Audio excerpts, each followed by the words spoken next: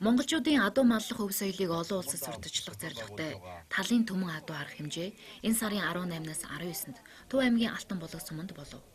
Мөн харилцаа төрийн бус байгууллагаас 3 дахь жилдээ зохион байгуулж байгаа тус арга хэмжээний энэ жилийнхийг гадаадын 10 орноос ирсэн 200 гаруй жуулчин үзэж сонирхлоо. Монгол орны газар газраас цугларсан 600 гаруй мордын уралдаан, эмнэг сургах, уурга шүүрэх тэмцээнүүд гадныхны сонирхлыг ихээхэн татсан юм.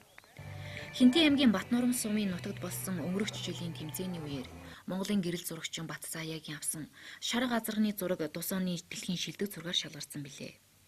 Энэхүү арга хэмжээг зохион байгуулагч мөнхийн харилцаа төрийн бус байгууллагын тэргүүн Цэрэнбат өмнөх жилүүдэд баярт оролцсон адуу түн буюу 10,000 төгрөж байсан бол энэ жил 600 гаруй шигшмэл хүлгийг зулуулсан.